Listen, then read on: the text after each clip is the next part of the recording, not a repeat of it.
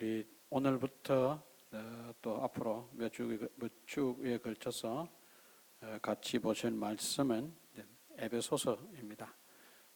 에베소서 오늘은 1장 1절 2절 말씀 같이 보도록 하겠습니다. Book of Ephesians, chapter 1, verses 1 and 2.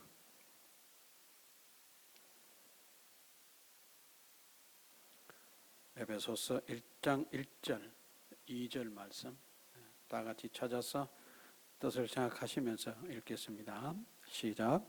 하나님의 뜻으로 말미암아 그리스도 예수의 사도된 바울은 에베소에 있는 성도들과 그리스도 예수 안에 있는 신실한 자들에게 편지하노니 하나님 우리 아버지와 주 예수 그리스도로부터 은혜와 평강이 너희에게 있을지어다. 아멘. 자리에 앉으시겠습니다. 우리가 제법 시간이 흘러갔습니다만은 빌레몬서를 우리가 같이 보았습니다. 이제 빌레몬서를 볼 때 빌레몬서 아마 서론 시간에 제가 그렇게 말씀을 드렸을 것입니다. 우리가 빌레몬서를 보게 되면 골로새서를 그 다음에 보아야 되고, 또 우리가 골로새서를 본다면은 또 에베소서까지 같이 보아야 우리가 전체적으로 흘러가는 말씀들을 같이 보게 되는 거다 그랬습니다. 왜 그러냐 하면 잘 아시는 대로 빌레몬서는 사도 바울이 빌레몬에게 써서 보낸 그런 편지입니다. 좀 뭐라 그럴까요? 퍼블릭하기보다는 빌레몬서는 좀 퍼스널한 면이 있다 그랬습니다. 그 주된 내용은 잘 아시는 대로 빌레몬의 종이었던 오네시모가 어떻게 해서 로마까지 오게 되고, 아마 빌레몬의 허락 없이 그의 주인의 곁을 떠나는 것이 아닌가 생각합니다. 그래서 그 배경을 제가 설명을 드릴 때 요즘 우리 개신교의 대부분의 학자들은 도망친 노예다, runaway slave다 이렇게 하는데, 그 빌레몬서에서는 구체적으로 오네시모가 왜 도망을 쳤는지, 도망쳤다는 그런 그 expression에 대한 설명이 없습니다. We cannot find the expression the runaway slave in the book of Philemon. 그렇지만 교회 역사 속에 중요한 교부 중에 한 사람이었던 그분이 도망친 노예다라고 하기 시작하면서부터 그런 어떤 학문적 전통을 이어가던 모든 학자들이 다 도망친 노예다, 본문에 근거가 없지만 그렇게 전통을 따라서 그렇게 합니다. 그러나 본문에는 엄중하게 우리가 말씀을 살펴보면 도망쳤다는 표현이 나오지는 않습니다. 어떠한 사유에 의해서인지 주인의 곁을 떠났다. 주인의 곁을 떠난 이 사건을 두고 사도 바울은 하나님의 역사하심이다, 제가 그렇게 설명을 한 적이 있습니다. 이렇게 해서 사도 바울이 오네시모를 빌레몬에게 돌려보내면서 그 편지를 써서 이렇게 해서 빌레몬이 오네시모를 사랑받는, 주 안에서 사랑받는 형제로 받아줬으면 좋겠다. 네, 그렇게 권고합니다. 이제 그 빌레몬이 어느 교회 사람이냐 하면은 골로새 교회 사람입니다. 네, 학자들은 골로새 교회의 미니스터일 것이다. The Philemon is considered the one of the minister in the Church of Colossae. 골로새 교회의 미니스터일 거다. 네, 그렇게 봅니다. 그렇게 해서 이제 골로새 교회 성도들에 대한 얘기, 골로새 교회의 상황에 대한 얘기를 사도 바울이 에바브라를 통해서 얘기를 들었습니다. 듣고 보니까 골로새 교회에 어떤 이슈가 있느냐 하면, 외부에서 들어온 사람들이 복음에 기초하지 않고 복음과 그들 나름대로의 생각을 믹스해서 잘못된 내용을 전하고 있고, 그들의 어떤 잘못된 내용이 골로새 교회 성도들의 신앙생활에 영향을 미치고 있고, 또 일부는 거기에 빠져드는 그런 경우가 있다는 그런 소식을 들었습니다. 그러나 이것이 구체적으로 골로새서에서 드러나지는 않습니다. 학자들이 그렇게 추론을 합니다. 골로새서 전반을 통해서 이제 이렇게 볼 때 그렇다는 거죠. 그래서 사도 바울이 이제 빌레몬서와 골로새서를 써서 잘 아시는 대로 타키커스 두기고를 통해서 그 편지를 전달을 합니다. 그리고 우리 지난주까지 본 골로새서에서 그런 이제 내용이 등장하는 것을 봅니다. 그렇게 해서 골로새 교회 성도들이 바른 신앙생활을 할 수 있도록 예수 그리스도가 어떤 분이시냐, 하나님께서 하나님의 자녀들을 통해서 이루고자 하는 그 ultimate purpose in God's salvation plan, 하나님의 구원 계획에서 이루시기를 원하시는 궁극적 어떤 목적이 무엇이냐 하는 것을 골로새서를 통해서 밝혔고, 그 역사의 한 가운데서 계신 분이 누구냐면 예수 그리스도다. 예수 그리스도의 보혈의 피를 통해서 구원받은 너희가 하나님의 자녀로 어떻게 살아가야 되고 예수님을 어떻게 너희가 인식하고 깨닫고 믿어야 되느냐 하는 이런 전반적인 문제를 골로새서에서 이제 잘 설명을 했습니다. 근데 이 골로새서를 써서 보낸 뒤에 한 얼마간의 시간이 지나서 사도 바울이 다시 편지를 써서 보냈는데, 이번에는 에베소 교회에 편지를 써서 보냈다 그랬습니다. 그것이 이제 우리가 오늘부터 살펴볼 에베소서입니다. 에베소라고 하는 지역은 에게해 연안에 있는 항구 도시입니다. 여러분들이 백그라운드를 인터넷 같은 데서 그냥 간단하게 찾아보아도 요즘은 많은 분들이 연구를 해서 올리는 게 내용들이 나옵니다. 에베소는 상업의 중심지, 옛날에 항구들은 대부분 상업의 중심지였습니다. 다 교역을 항구 중심으로 하기 때문에 운송수단이 대부분은 배이기 때문에 항구를 중심으로 교역이 발전할 수밖에 없습니다. 늘 말씀드리지만 고린도가 그랬다시피 항구 도시는 교역이 발달하고 또 그 교역이 발달할수록 거기에 등달아서 함께 중흥하는 또 다른 하나의 요소가 있는데 그것은 종교입니다. 고린도라고 하는 지역에 이방의 우리식으로 볼 때 이방 종교죠. 이방 종교가 흥행했던 것처럼 에베소 역시도 교역이 발전하면서 많은 물질들이 오고 갈 때 그와 더불어서 다시 풍요를 갈구하는 사람들에 의해서 종교들이 만들어지고 세워지는데 그것이 바로 이방 종교의 흥행입니다. 특별히 에베소에서는 아데미 여신을 섬기는 종교가 아주 흥행을 했습니다. 이런 사실들은 이 에베소에서 복음을 한 3년 반 동안 복음을 전했던 사도 바울에 대한 얘기가 사도행전에 기록이 되어 있습니다. 우리가 서신서를 볼 때 그 서신서에 대한 배경은 대부분의 경우에 우리가 사도행전을 찾아보면 아주 좀 어떤 면에서는 아주 구체적인 그런 증거들을 볼 수가 있습니다. 그래서 이 에베소서도 배경에 대해서 좀 더 깊이 알기를 원하시면 성경적 배경을 찾아보아야 되는데 그것이 사도행전 18장에 잠깐 나오고 그 다음에 연이어지는 사도행전 19장, 그 다음에 사도행전 20장 이곳에서 에베소에서 복음을 전했고 그 복음을 전했을 때 에베소에 무슨 일이 일어났는지에 대해서 이 사도행전 19장, 20장이 기록을 하고 있습니다. 그래서 우리가 한번 오늘 뭐 다 읽으려고 하면 시간이 많이 걸리니까 군데 좀 몇 군데 좀 찾아보도록 하겠습니다. When you study the books of the epistles by Apostle Paul, we need to check the biblical background for those epistles. Usually, we can find those kind of backgrounds of an epistles in Acts, book of Acts, especially the background of Ephesians is in book of Acts and chapter 19 and chapter 20. The one verse or two verses in book of Acts and chapter 18. We're going to check the sum there. 사도행전 한번 가서 다 같이 살펴보실까요? 이 에베소서를 공부하면서 우리가 말씀 앞으로 계속 볼 텐데 여러분들이 염두에 두셔야 될 중요한 성경적 배경은 사도행전 18장에 나오는 한 절, 두 절하고 그 다음에 19장, 그 다음에 20장 17절부터 끝절까지 여러분들이 이렇게 대충 아셔야 되고 오늘 집에 가셔가지고 여러분들이 이 부분을 좀 천천히 읽어보시면은 도움이 되리라 생각합니다. 첫 번째 우리가 한번 찾아볼 말씀은 사도행전 18장 19절부터 21절까지 읽어도 되고 아니면 뭐 18절부터 21절까지 읽어도 되겠습니다. 우리 한번 보겠습니다. 사도행전 18장 19절, 20절, 21절. We're gonna read in the verses Acts 18, chapter 18, in the verses 19 through 21. 자, 한번 찾아서 보겠습니다. 읽겠습니다. 시작.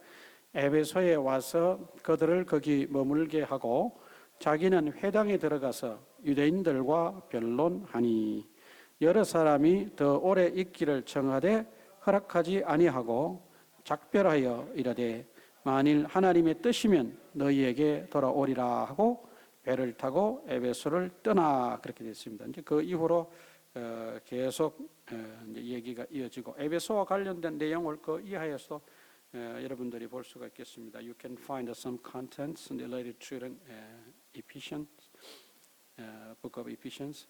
19장에 한번 가서 보겠습니다. 19장에 가서 보시면 이제 사도 바울이 복음을 전하는 그런 내용들이 나옵니다. 19장 8절 한번 보실까요? We're going to read in the verse 8, chapter 19. 같이 한번 읽어보겠습니다. verse 8 시작. 바울이 회당에 들어가 석 달 동안 담대히 하나님 나라에 관하여 강론하며 권면하되 그렇습니다. 그러니까 이렇게 해서 그 9절에 가서도 보시면 서원에 바울이 그들을 떠나 제자들을 따로 세우고 두란노 서원에서 날마다 강론하니 뭐 여러분 잘 아시는 대로 두란노 서원에서 계속 강론을 했다. 10절에 가서 보시면 verse 10, chapter 19, verse 10 같이 한번 읽겠습니다. 시작. 2해 동안 이같이 하니 아시아에 사는 자는 유대인이나 헬라인이나 다 주의 말씀을 듣더라. 두란노 서원을 중심으로 해서 사도 바울이 거기서 2년 동안 계속 이제 복음을 전하는 그런 내용이 나오고 이제 쭉 보시면은 이 복음을 전할 때 11절 이하에 보시면은 하나님께서 그 복음 전도 과정에 여러 가지 기적들을 행하시는 그런 내용들을 볼 수가 있습니다. 그 내용들을 이제 여러분들이 한번 쭉 살펴보시면 되고 23절에 가서 한번 보실까요? Jump to the verse 23. 23절 같이 한번 읽어보겠습니다. 시작. 그때쯤 되어 이 도로 말미암아 적지 않은 소동이 있었으니 verse 24. 즉 데메드리오라 하는 어떤 은장색이 은으로 아데미의 신상 모형을 만들어 직공들에게 적지 않은 벌이를 하게 하더니 그랬습니다. 그러니까 이 복음을 전했던 에베소에 그 신을 섬기는 그 아주 주된 신이 있었는데 그 신이 뭐냐면 아데미였습니다. 영어로 말하면 아르테미스, 그리스어 말로 하면 아르테미스입니다. 아르테미스, 아르테미스 in Greek. 그래서 이 신을 섬겼는데 이 신은 제가 잠깐 좀 찾아봤더니 여러분 뭐 잘 아시는 대로 그리스 신화에 나오는 그리스 로마 신화에 나오는 제우스라고 하는 신들의 대장의 딸이기도 하고 아폴로 우리 뭐 한국말로는 아폴로죠. 아폴로 신의 시스터이기도 했다 그렇습니다. 이 신은 에베소에서 사람들이 이 아르테미스 신을 섬겼는데 그 신을 섬긴 이유는 뭐 여러분 뭐 잘 아시는 대로 모든 신들의 어머니이고 그 다음에 풍요의 신이기도 하고 자연의 신이기도 하기 때문에 이 신을 섬겼다 그랬습니다. 에베소 사람들은 이 아르테미스 이 신을 섬김으로 아데미 신을 섬김으로 그들의 풍조가 그 신으로부터 온다고 그렇게 했습니다. 고대나 뭐 그 이후의 시대나 신들의 가장 공통적 특징 중에 하나, 사람들이 신을 섬기는 가장 공통된 요구사항, 욕망사항 중에 하나는 뭐냐면 그 신으로부터 뭘 기원하는 거예요? 풍요를 기원하는 거예요. richness. 다 그 풍요를 기원하고 fertility. 그것을 기원하기 때문에 이제 그들을 신을 섬기고 에베소에 있는 사람들도 예외가 아니었습니다. 그들이 이 아데미 신을 섬기는 이유는 뭐냐? 풍요예요, 풍요. 물질적 번성, 번역. 이것이 그들의 그 아데미 신을 섬기는 궁극적 목적이었고, 그 오늘 읽은 24절에 보면 데메드리오라고 하는 사람은 드메트리어스라고 하는 사람은 이 아데미 신의 형상을 만들어서 파는 사람이에요. 예. 이 에베소는 교역이 성했다는 것은 많은 사람들이 그곳을 떠나든다는 것이고, 그 가운데 이 아데미 신을 섬겼다는 것은 그것이 아주 중요한 사람들을 끌어모으는 또 다른 하나의 요소이기도 했습니다. 그리고 여러분 잘 아시는 대로 이 아데미 신전, 세계 7대 불가사의 중에 하나는 아데미 신을 섬기는 신전도 있는 그런 아주 유명한 그런 곳입니다.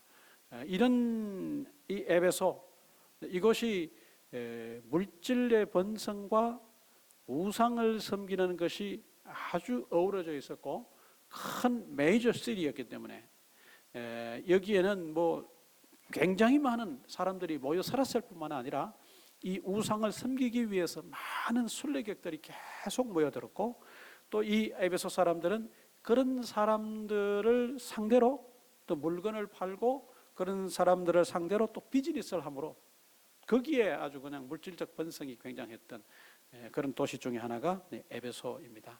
당연히 이런 에베소에 뭐가 있어야 되는 거예요? 유대인들이 있어야 되는 거고, 당연히 유대인들이 모이니까 거기에 뭐가 있어요? 회당이 있는 거고, 시나고그가 있는 거고, 그 시나고그에서 사도 바울이 들어가서 복음을 전하면서 유대인들과 계속해서 argue하고 디베이트합니다.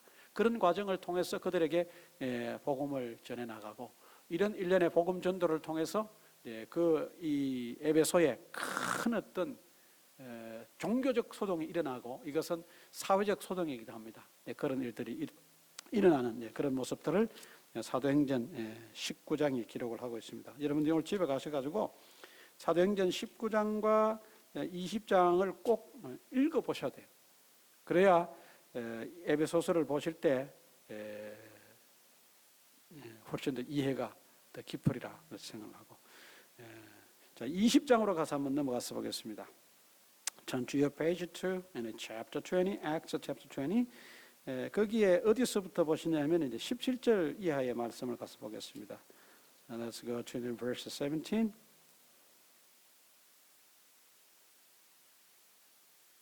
이 사도행전 20장 17절부터 이 38절까지에 나오는 이 내용은 우리가 흔히 사도 바울이 에베소 교회 장로들을 향해서 했던 고별 설교다, 그렇게 봅니다.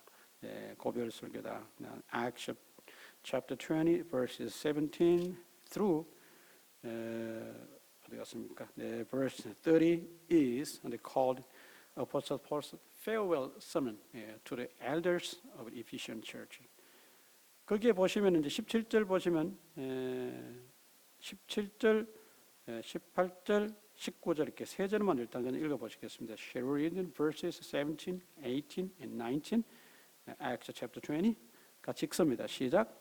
바울이 밀레도에서 사람을 에베소로 보내어 교회 장로들을 청하니 오매 그들에게 말하되 아시아에 들어온 첫날부터 지금까지 내가 항상 여러분 가운데서 어떻게 행하였는지를 여러분도 아는 바니 곧 모든 겸손과 눈물이며 유대인의 관계로 말미암아 당한 시험을 참고 주를 섬긴 것과 유익한 것은 무엇이든지 공중 앞에서나 각 집에서나 꺼리낌 없이 여러분에게 전하여 가르치고 그랬습니다. 이제 쭉 내려가서 이렇게 해서 이제 사도 바울의 에베소서의 그 미니스트리에 대한 얘기가 그의 페어웰 서문에 이제 나오는 것을 봅니다.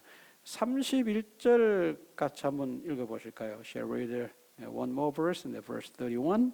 같이 읽습니다. 시작. 그러므로 여러분이 일깨어 내가 3년이나 밤낮 쉬지 않고 눈물로 각 사람을 훈계한 것을 기억하라. 그러니까 에베소에서 사도 바울이 3년간 사역을 했었고 두란노를 중심으로 해서 두란노 서원에서 제자들을 세우고 회당에 가서 유대인들과 아규하고 디베이트하면서 복음을 전했던 2년, 이렇게 다 합쳐서 이제 3년간 사도 바울이 에베소에서 목회를 했노라고 얘기를 합니다. 에베소 교회는 우리가 생각하는 것보다 굉장히 좀 규모가 있고 컸다라고 합니다. 제가 그 유튜브에 올려진 에베소에 대한 그 지리적 영상들을 이제 몇 개를 쭉 보고 한번 이제 설명을 이렇게 쭉 들어봤습니다. 물론 사도 바울이 목회하던 그 당시에는 그 사이즈가 그렇게 크지 않았지만 역사가 흘러오면서 사도 바울이 복음을 전했던 그것이 기반이 되고 기초가 돼서 점점 더 교회가 커진 거예요. 그래서 그 교회의 구조가 뭐랄까요? 뭐 그 에베소를 탐방한 어떤 미국분 얘기가 마치 스몰 시티 같고 포트레스 같다. 이제 이렇게도 얘기하고 또 사도 바울이 목회했던 곳이기도 하지만 후에 또 디모데가 그곳에서 그 에베소 교회를 또 섬기기도 했었고 또 사도 요한이 또 그 교회를 또 오랫동안 이제 섬기기도 했다고 이제 그렇게 봅니다. 이 에베소서 그러면 우리는 뭐 보통 사도 바울의 서신서기 때문에 사도 바울 중심으로 이제 포커스를 맞춰서 우리가 봅니다. When we read in the book of Ephesians and just we focus on Apostle Paul.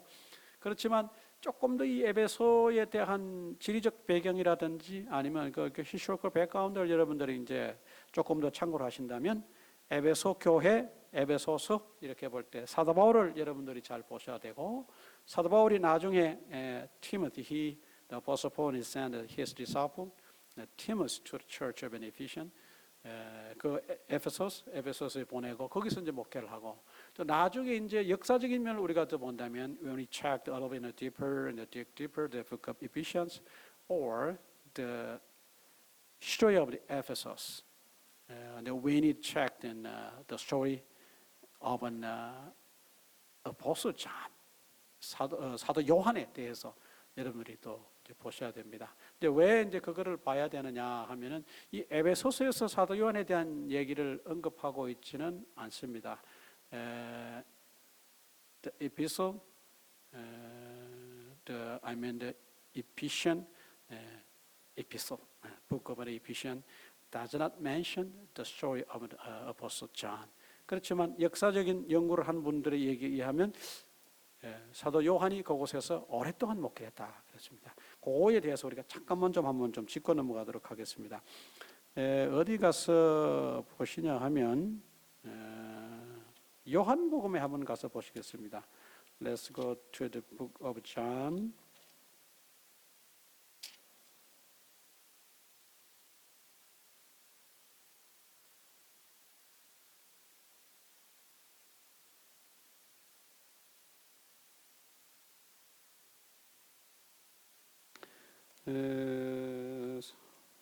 요한복음 19장에 한번 가서 보겠습니다. 거기 가서 보시면은 왜 사도 요한이 그 에베소에 대한 얘기를 할 때 등장을 하는지를 우리가 볼 수가 있습니다.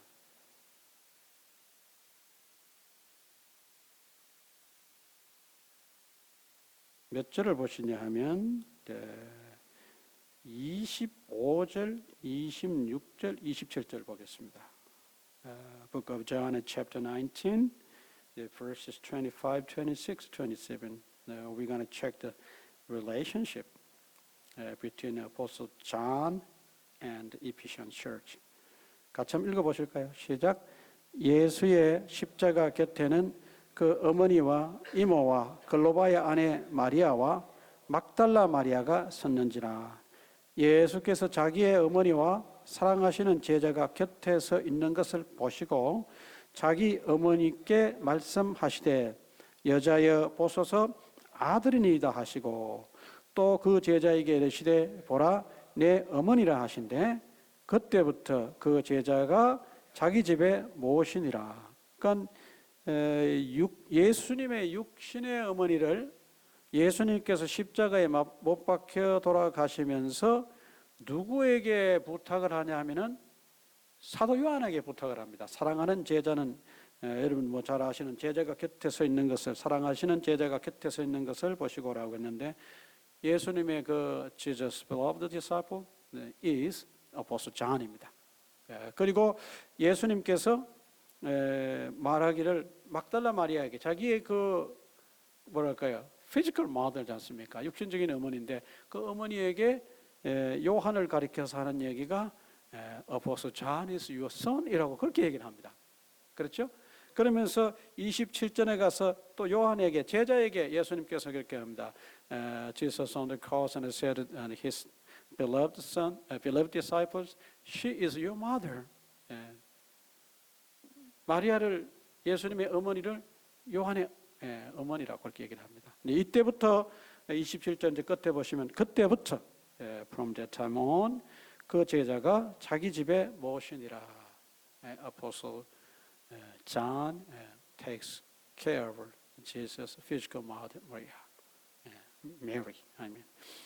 이렇게 케어하는 것을 봅니다. 근데 예루살렘을 중심으로 이제 제자들이 초대 교회 때 섬기다가 예루살렘의 박해가 심하게 되지 않습니까? 여러분 잘 아시는 대로 그렇게 해서 이 박해를 피해서 요한이 예수님의 어머니 마리아를 모시고 어디로 가냐 하면 에베소 교회로 갔다고 합니다. 에베소 교회.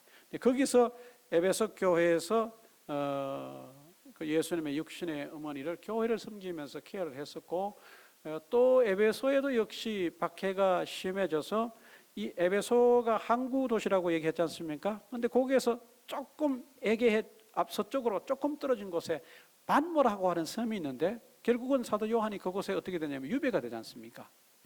그 유배가 됐을 때 거기서 하나님께서 요한 계시록을 요한에게 계시하십니다. 그리고 예수님의 어머니는 에베소에서 생을 마감하고 에베소에 묻혀 있다. 이렇게 봅니다. 그렇게 해서 이 에베소라고 하는 것은 지리적으로 항구 도시이지만 어떤 그 성경적 역사 속에서 굉장히 여러 가지 중요한 역사적 사실을 이렇게 뭐라 그럴까요? 담고 있는 곳이기도 합니다. 그래서 여러분들이 에베소서를 우리가 이제 시작하는 시간이기 때문에 제가 인트로덕션에 해당하는 내용들을 이렇게 쭉 설명을 했습니다. 여러분들이 어떤 인터넷 매체라든지 아니면 전문적인 책들을 통해서 여러분들이 이 에베소에 대해서 연구를 조금 더 해보시고 이 에베소서가 어떤 내용인지를 여러분들이 좀 이렇게 대충 알고 에베소서를 우리가 살펴보시면 더 유익하리라 봅니다. 이제 이 에베소서로 돌아와서 이 에베소서는 전체가 6장으로 구성이 되어 있습니다. 여러분 잘 아시는 대로 이제 긴 서신은 아니죠. 그 6장이고 1장부터 3장, 4장부터 6장 이렇게 아주 크게 두 섹션으로 우리가 나눌 수 있습니다. We can divide the book of Ephesians into two sections, chapters 1 through 3 and chapters 4 through 6. 이렇게 해서 이 두 부분으로 이렇게 나눠지고 1장에서 3장까지에는 사도 바울의 서신이 늘 어떤 그런 어떤 전형적인 모습이 있듯이 좀 더 이론적인 그런 내용이 나옵니다. 그리고 4장부터 6장에서는 그 이론들을 이해하고 깨닫고 우리가 예수님의 제자로서 하나님 아버지의 영적인 자녀로서 우리가 어떻게 살아가야 되느냐 하는 프랙티컬한 내용을 4장부터 이제 6장에 다루고 있다. 이제 그렇게 볼 수가 있습니다. 그래서 여러분들이 그 내용들을 이제 염두에 두시고 보면은 훨씬 더 이해가 쉬우시라 그렇게 봅니다. 오늘은 1절, 2절 말씀을 가지고 이제 서론에 해당하는 내용이기 때문에 같이 좀 나눠보려고 합니다. Let's get back to today's passage, the verses 1 and 2. 1절 말씀에 가서 보시면 하나님의 뜻으로 말미암아 그리스도 예수의 사도된 바울은 그러면서 이제 끝에 가서 뭐라고 얘기하냐면 편지하노니 그랬습니다. 제가 늘 말씀을 드리지만 여러분들이 성경의 어떤 부분을 읽으실 때에 여러분들이 먼저 마음속에 염두에 두셔야 될 그런 내용인데 그것은 뭐냐면 현재 내가 읽고 있는 성경의 이 부분이 무엇에 해당이 되느냐? 뭐 한국말로 장르라고 얘기합니다. 장르가 뭐냐? 그걸 여러분들이 먼저 늘 파악하시고 그것을 염두에 두고 여러분들이 읽으셔야 됩니다. When you read the parts of the Bible, you need first to find what kind of literary genre it is. 여러분들이 늘 그것을 보셔야 됩니다. 근데 오늘 우리가 읽는 이 에베소서는 1절 끝부분에서 편지한다고 그랬으니까 이것은 뭐다? 서신이다. 그래서 여러분들이 이것을 읽을 때 편지다라고 하는 것을 늘 염두에 두셔야 돼요. 그걸 염두에 두면 이 에베소서라든지 다른 서신서를 이해하시고 내용을 파악할 때 굉장히 이제 도움이 됩니다. 그리고 이 서신서는, 편지는 여러분 잘 아시는 대로 누가 썼고 누가 이 편지를 받는 것에 대해서 늘 언급이 되는 그런 모습을 봅니다. 그래서 1절 말씀에 편지 한원이라고 했으니까 사도 바울이 이 편지를 썼다. Who wrote the book of Ephesus? I mean the epistle. 이것은 사도 바울이 썼고, Apostle Paul wrote. 그러면 recipient가 있었는데, who is recipient? Who are recipient? 에베소에 있는 성도들이라고 했습니다. Saints in Ephesus. 그 다음에 복수에 또 다른 수신자들이 있는데 그리스도 예수 안에 있는 신실한 자들이다. The faithful in Christ Jesus 이렇게 되어 있습니다. 그래서 빌레몬서 같은 경우에는 이 편지를 받는 사람이 한 사람 개인입니다.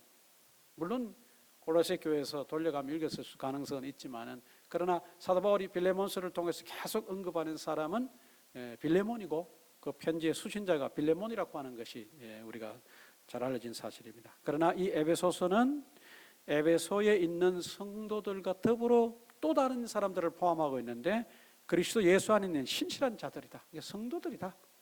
그 얘기입니다. 그래서 복수의 수신자들이 1절 말씀에 이제 언급이 되어 있는 것을 봅니다. 대부분의 서신서들은 그 교회를 향해서 썼다면은 그 교회의 성도들이 주된 그 리시피언트로 등장합니다만은 이 에베소서는 에베소에 있는 성도들을 포함하고 동시에 그리스도 예수 안에 있는 신실한 자들이라고 하는 단서를 같이 다룬 거로 봤을 때, 이것은 에베소 교회뿐만 아니라 또 다른 지역에 있는 교회 성도들을 염두에 두고 기록한 서신이다. 이제 에베소 교회 성도들이 이 편지를 받아서 읽고 자기들이 여기서 홀드하고 킵하는 것이 아니라 이것을 그 인근에 있는 다른 교회에 전달을 해서 다른 교회의 성도들도 읽을 수 있도록 하는 그런 서신이라 그랬습니다. 그래서 이것을 좀 신학적인 말로는 회람서신이라 이렇게 얘기합니다. 회람서신이다. 소위 말하는 circulatory letter, epistle이다. circulate라는 겁니다. 사도 바울이 그렇게 얘기하는 겁니다. 그래서 다른 어떤 개인적인 그런 서신과는 달리 굉장히 공적인 내용이고 많은 사람들이 함께 읽기를 바라는 마음에서 사도 바울이 그런 내용을 기록한 것으로 봅니다. 이 서신서 자체가 회람서신이기 때문에 골로새서나 빌레몬서와는 성격이 좀 다릅니다.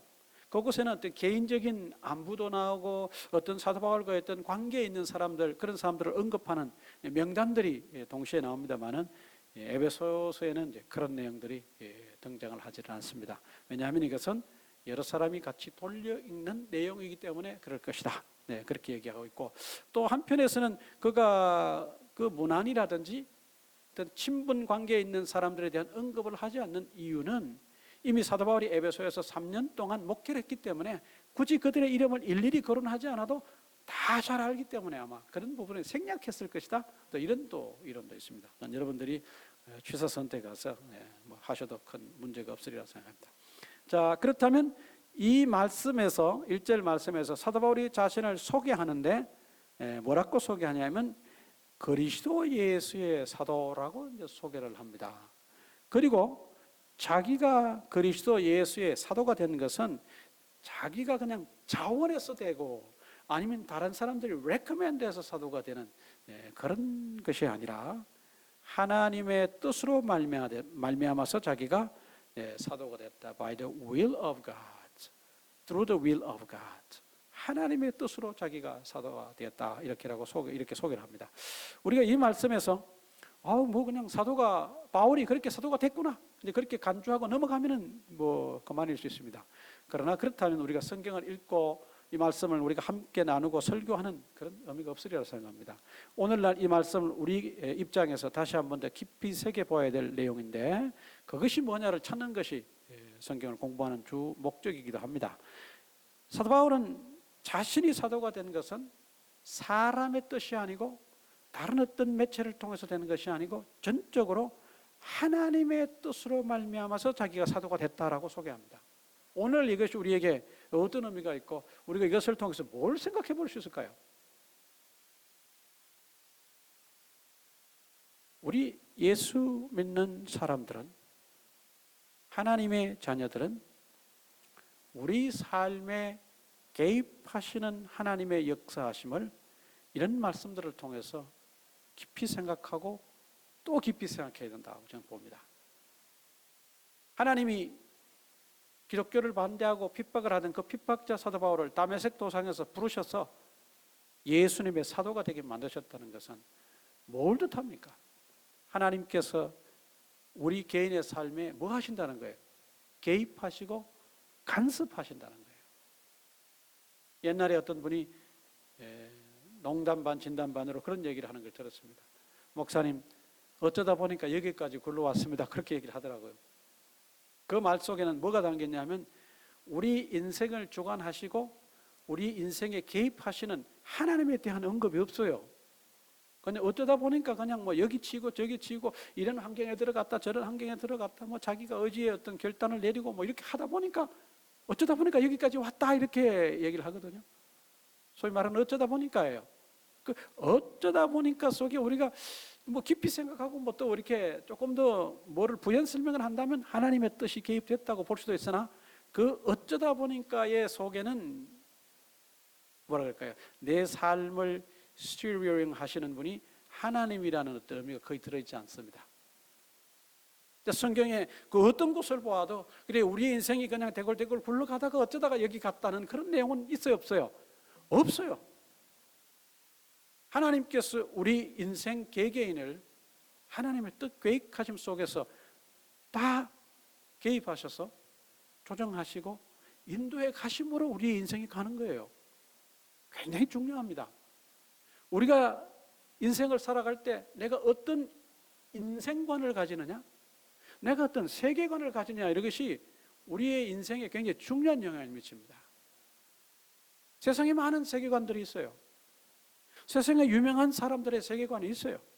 그러나 우리는 그런 사람들의 세계관을 따르고 그런 세계관의 영향을 받는 것이 아니라 우리는 전적으로 누구의 성경에 나타난 세계관의 영향을 받고 성경에서 가르치는 대로 그 세계관을 가지고 살아가야 합니다. 몇 년 전에 어떤 집사님 한 분이 학교를 다니시는데, 그리고 학교가 이제 기독교 학교니까 그 학교에 들어가니까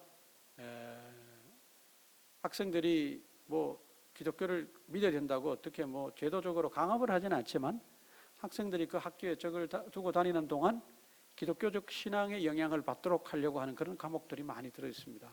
그 과목 중에 하나가 뭐냐면 기독교 세계관이라고 하는 그런 과목이었습니다.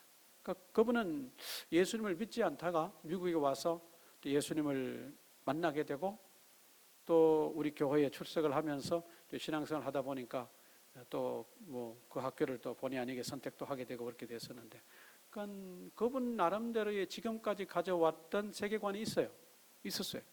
그런데 이제 예수님을 만나고 난 이후에 그 학교였던 그런 교과 과정들을 통해서 뭐를 직면하게 되냐면 내가 예수 믿는 사람으로서 어떤 월드 뷰를 가지고 살아야 되느냐 하는 그런 문제를 직면하게 된 거예요. 본인이 그런 생각을 안 해봤던 거예요. 그러나 이제 교과 과목을 통해서 또 우리 교회 신앙생활을 통해서 그것을 직면하면서 나름대로 그것을 이제 생각해 보게 되는 그런 계기를 가졌습니다. 중요합니다. 우리는 예수 믿는 것을 아주 단순하게 생각을 합니다. 그냥 예수님께서 나를 위해서 십자가에 못 박혀 돌아가셨고 그 예수님을 믿음으로 말미암아 내 죄를 용서함 받고 이제 나는 천국을 간다는 그런 어떻게 보면 oversimplified doctrine, 아주 극도로 그냥 간소화된 간략화된 그런 어떤 교리들을 우리가 가지고 있습니다. 근데 그것도 중요하나 그것을 조금 더 깊이 생각하고 조금 더 확장하고 우리가 나름대로 생각한다면 예수 믿는 사람으로서 어떻게 살아가야 되느냐, 이것이 굉장히 중요한 이슈지 않습니까? After salvation, 구원 이후 우리가 어떻게 살아가느냐, How should we live as a Christian? 우리가 예수 믿는 사람으로 어떻게 사느냐 하는 것이 사실은 늘 우리가 부닥치는 문제예요. That is our reality of the faith life. 그게 우리 신앙생활의 현 주소거든요. 예수 믿는 사람으로서 어떻게 살아가야 되느냐. 그렇다면 그와 관련해서 늘 따라다니는 것이 뭐냐면 내 인생관, 그렇죠? My view of life. 그 다음에 내가 세상을 어떻게 바라보느냐? My world view. 내가 어떻게 보느냐? 그런 내용에 대해서 한 번쯤은 생각을 하고 그런 면에 대해서 깊이 또 고민을 할 필요가 있다 생각을 합니다. 그냥 아까 제가 말씀드린 것처럼 예수 믿는 사람들은 어쩌다 보니까 여기까지 왔다가 아니에요.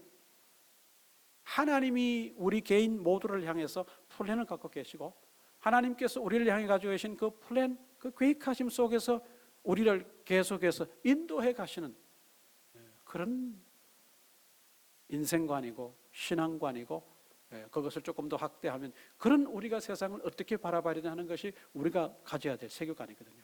근데 사도 바울은 명확하게 얘기합니다. 철저합니다. 내가 사도가 됐는데 예수 그리스도의 사도가 됐는데 내가 그냥 내 임의로 된 것이 아니다. 하나님이 내 인생에 개입하셨다. God entered in my life. He intervened me. He selected me as the apostle of Jesus Christ. 그가 나를 예수님의 사도로 나를 뽑았다.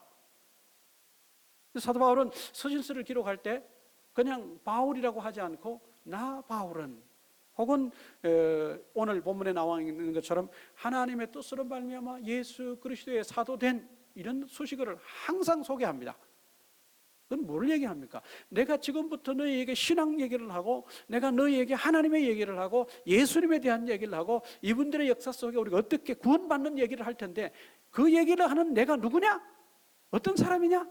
하나님이 내 인생에 들어오셔서 나를 사도로 만들었고 그런 내가 너희에게 얘기한다는 거예요. 아주 중요합니다. 우리가 요즘에 너무 바쁘게 사니까 내가 누구고 내 인생에 역사하신 하나님에 대해서 예수 그리스도에 대해서 미처 생각해 볼 수 있는 기회이 거의 없습니다. 너무 바쁘게 사니까. 또 신앙생활을 한다고 하지만 이런 문제에 대해서 성경을 우리가 깊이 보고 깊이 말씀을 묵상하고 생각하지 않으면 이런 부분에 대해서 잘 또 생각을 못합니다. 저는 이 말씀을 통해서 여러분들에게 다시 한번 말씀을 드립니다. 하나님이 여러분 인생에 들어오셔서 여러분들을 리드해 가시고 여러분들을 가이드해 가십니다. 내가 어쩌다 보니까 이렇게 여기까지 왔다가 아니에요. 그건 내가 내 나름대로 살아가는 것 같으나 누가 역사하시는 거예요? 내 인생에 하나님이 역사해 가시는 거예요. 근데 어떨 때는 그 순간에는 그걸 잘 발견을 못할 때가 많습니다. It is not easy the first to find God's guidance, God's leading in our life. 그런데 우리가 좀 깊이 생각해보고 우리가 뒤를 돌아보면 하나님이 그때 이렇게 역사하셨어라고 하는 것을 깨달을 때가 굉장히 많습니다. 굉장히 많아요. 그걸 본다면 하나님은 뭐 하시는 분? 우리 인생에 들어오셔서 하나님의 계획하신 대로 소위 말하는 하나님의 섭리하심을 따라서 우리를 인도해 가시는 하나님. 사도 바울은 이 말씀 속에 그것을 명확하게 소개하고 있고 오늘날 이 말씀을 보는 우리도 역시 그것을 깨달아야 된다는 거예요. 하나님이 우리 인생에 들어오셔서 역사하신다. 하나님이 우리 인생에 들어오셔서 우리의 왕이 되시고 주인이 되셔서 우리를 지금도 인도해 가신다. 내가 고민하고 내가 힘들어하고 하는 그 순간에조차도 하나님은 누구와 함께 계신다? 우리와 함께 계시고 우리 인생의 주인이 되셔서 계속 우리를 가이드하시고 리드해 가신다. 참 중요합니다. 이 사실을 우리가 한번 이 말씀을 통해서 살펴봐야 될 것입니다. 또 하나는 사도 바울이 에베소에 있는 성도들과 그리스도 예수 안에 있는 신실한 자들이라고 이 편지를 받는 사람들을 이제 소개하는 것을 봅니다. 그러니까 우리가 신앙생활을 할 때 나는 어떤 사람이냐? 내가 누구냐? 우리가 신앙적인 면에서 내가 누구냐라고 하는 어떤 영적인 어떤 정체성에 대해서 늘 우리가 점검을 하고 생각을 해야 됩니다. 우리가 세상에 사람들도 자신이 누구냐에 대해서 요즘은 깊이 성찰하는 그런 시대인 것을 봅니다. 그리고 우리 남성들은 뭐 늘 느끼시고 또 경험하신 것이지만 사회인으로 살다가 우리가 한국에 병력 의무를 하기 위해서 군에 입대했을 때 이제 군대 들어가자마자 정신교육을 시키고 정신개조를 시킵니다. 지금도 뭐 생생합니다. 훈련소 들어갔을 때 틈만 나면 뭐 군인 복무에 대해서 뭐 군인에 대해서 기본 자세에 대해서 계속 외우게 시킵니다. 뭐 눈만 뜨면 외우게 시키고 밥 먹을 때 시키고 잠자기 전에 시키고 계속 그래 하다 보면은 그거에 의해서 사회에 우리 가졌던 정신적인 그런 자세가 이제 서서히 군인으로 바뀌어가는 그런 모습을 봅니다. 가끔 유튜브 동영상을 이렇게 보면은 그런 내용을 올린 분들이 많습니다. 해병은 여기서부터 시작된다. 그래가지고 해병대 훈련소 얘기를 쭉 실어놓고 그렇게 하면서 한 번 해병은 영원한 해병. 그렇게 해서 정신교육을 그래 받고 그렇게 군생활을 하고 나온 사람들은 전역 후에도 뭐예요? 자기는 해병대 출신이라는 것을 굉장한 자부심을 가지고 그렇게 인생을 살아가는 그런 모습을 봅니다. 사회의 어떤 시스템도 사람을 그렇게 만들어 놓았는데 우리는 신앙생활을 하면서 그것보다 훨씬 더 고차원적이고 더 고상한 어떤 그런 어떤 요인들, 영적 정체성을 성경이 우리에게 가르치고 있는데도 우리는 그 부분에 대해서 굉장히 좀 미약해요. 내가 누구냐? 내가 영적으로 난 어떤 사람이냐? 오늘 사도 바울은 그것을 뭐라고 밝히냐면 성도라고 밝히고 있습니다. 성도. 영어로 말하면 saints입니다. saints. 거룩한 무리. holy person. holy people. 그리고 그리스도 예수 안에 있는 신실한 자, the faithful in Jesus Christ. 그러니까 우리 스스로를 영적으로 뭐라고 누구라고 규정하냐에 따라서 우리의 삶의 어떤 디테일한 그런 모습들이 많이 달라집니다. 아까 우리 집사님 기도할 때도 그런 기도를 하셨습니다만 우리 삶 속에서 정말 예수 그리스도를 닮은 모습들이 생활 속에서 드러나야 되는데 그것이 어떻게 드러나냐? 내가 영적으로 어떤 신분을 가진 사람이다. 내가 어떤 영적인 spiritual identification을 가졌다고 보느냐에 따라서 삶이 달라지는 겁니다. 삶이 달라져요. 옛날 얘기지만 부흥강사 목사님들이 늘 하는 얘기 중에 하나 그거 있습니다. 옛날에 어떤 아버지하고 아들이 길을 가는데 배가 너무 고팠어요. 근데 지나가다 보니까 길가에 우리 한국에 흔히 볼 수 있는 풍경이지 않습니까? 무가 쫙 심어져 있었고 무가 아주 잘 자라고 있었습니다. 그래서 아버지가 배가 너무 고프니까 야, 우리 지금 무 하나씩 뽑아 먹자. 이제 그렇게 얘기가 됐대요. 옛날 얘기 같으죠. 그래서 아버지가 밭에 들어가가지고 무를 뽑으려고 탁 잡았는데 그때 아들이 뭐라고 얘기하냐면 아버지, 하나님이 보고 계시잖아요. 그랬더니 그러니까 그 아버지보다 그 아들이 영적인 정체성이 더 뭐예요? 더 명확했던 거예요. 그러니까 늘 삶 속에서 내가 어떤 하나님의 관계 속에서 살아가고 내가 어떤 영적인 정체성을 가지냐가 그 사람의 순간순간을 때로 뭐 할 때가 있어요? 좌우할 때가 있어요. 그러니까 영적 정체성, spiritual identification을 내가 어떻게 가지고 있느냐? 그것을 내가 정확하게 인지하고 정확하게 인식하고 살아가느냐? 아니면 아무 생각 없이 살아가느냐? 많이 차이가 있습니다. 사도 바울은 에베소 교회 이 편지를 받는 사람들을 성도라고 부르고 또 이 편지를 함께 서큘레이트해서 읽는 사람들을 역시 성도, 뭐 같은 편입니다. 성도라고 그렇게 표현을 합니다. 하기오이.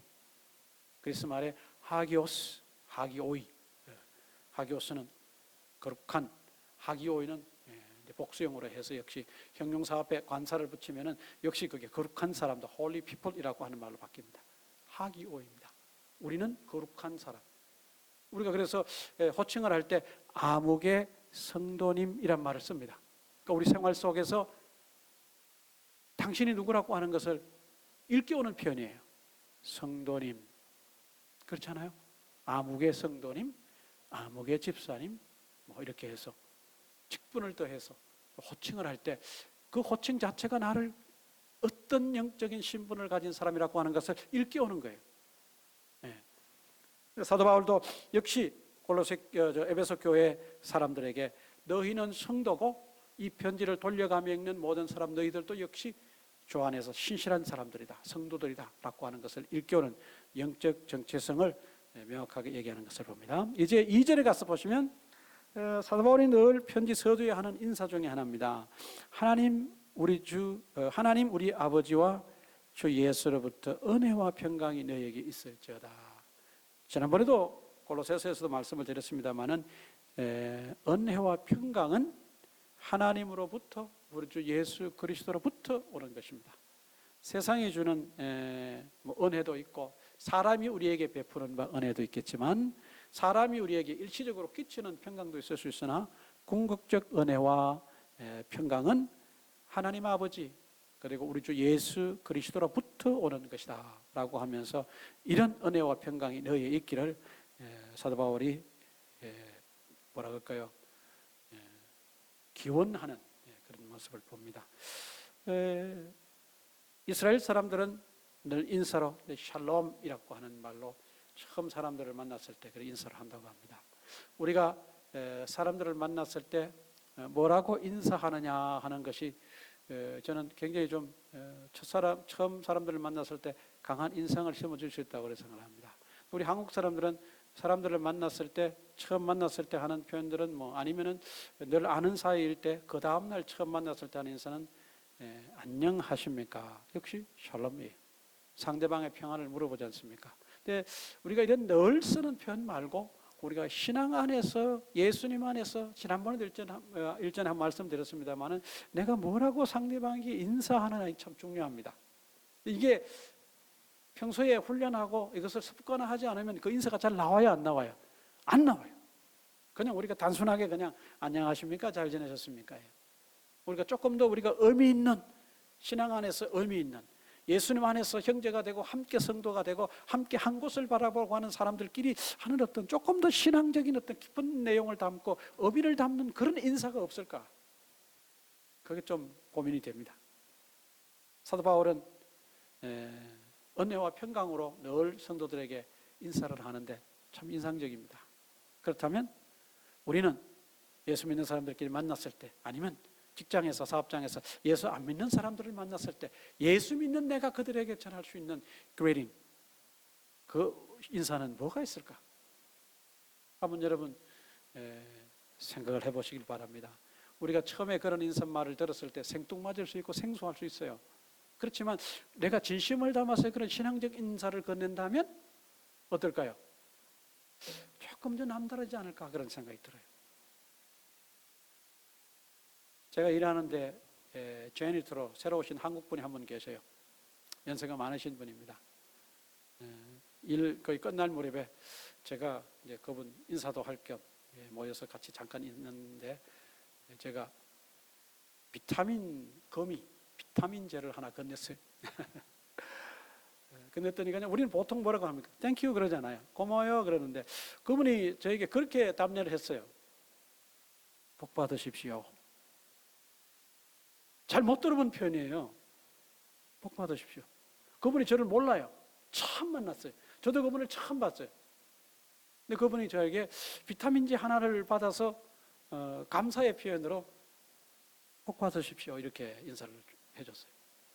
제가 그 인사말을 듣고 이렇게 생각을 많이 했어요. 많은 생각을 하게 됐어요. 이분이 예수님을 믿는 사람인가? 혹시 저분이 내가 목사인 줄 아시는 건가? 저분은 왜 나한테 비타민제 하나를 받아서 그렇게 복 받으십시오라고 하는 그런 인사말로 나한테 인사를 했을까? 생각이 많더라고요. 그분을 다시 한번 생각하게 되더라고요. 그리고 그 다음에 만났을 때 조금 더 가까워지고 조금 더 이렇게 친숙함을 느꼈어요. 아, 똑같은 땡큐지만 그냥 단순히 감사하다는 일상적인 어떤 그런 표현을 넘어서 내 마음이 조금이라도 표현되고 담겨지는 그런 인사 한마디가 상대방에게 뭘 줄 수 있다? 감동도 줄 수 있다. 사도 바울은 은혜와 평강으로 이 편지를 읽는 에베소 성도들과 또 편지를 돌려읽는 많은 성도들에게 은혜와 평강으로 인사하는 그런 모습을 봅니다. 한번 여러분 그냥 감사합니다. 잘 지내셨습니까? 식사하셨습니까?를 넘어서서 여러분의 마음을 담아서 정말 신앙 안에서 뭐가 남에게 할 수 있는 인사 그걸 한번 좀 고민해 보시길 바랍니다. 그저 우리가 예수 믿는 사람으로 그냥 감사합니다 해도 되긴 되지만 조금 더 뭔가 한번 좀 생각해 볼 필요가 있지 않을까. 이 사도 바울의 인사를 통해서 그런 점을 좀 한번 생각을 해봅니다. 이번 한 주간 고민하시고 여러분 나름대로의 your own trademark 한번 찾아서 인사말을 만들어 보십시오.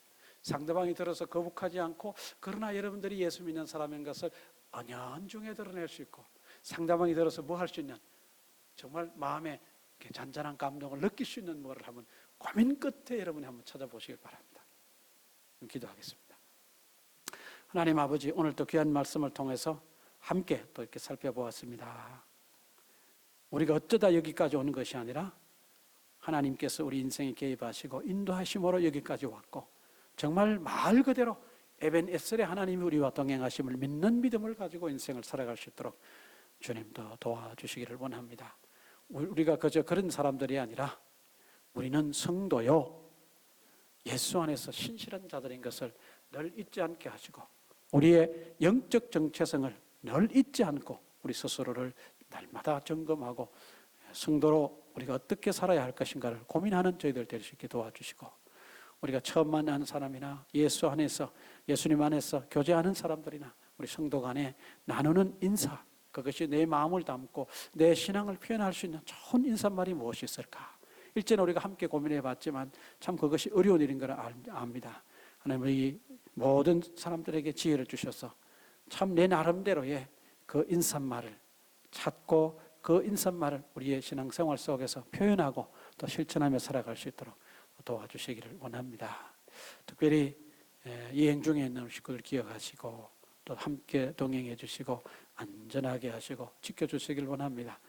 이곳에 나와 함께 예배하지 못하지만 처소에서 무릎을 꿇고 하나님 앞에 예배하는 우리 모든 식구들 위해 하나님 축복하시고 은혜로 더하여 주시고 특별히 건강에 연약해서 하나님께 기도하는 식구들 하나님께서 늘 저들과 동행해 주시고 하나님이 위로하시고 격려하시고 연약한 육신 위에 하나님이 손으로 간수하셔서 강건하게 회복되는 역사가 있게 해 주시기를 원합니다.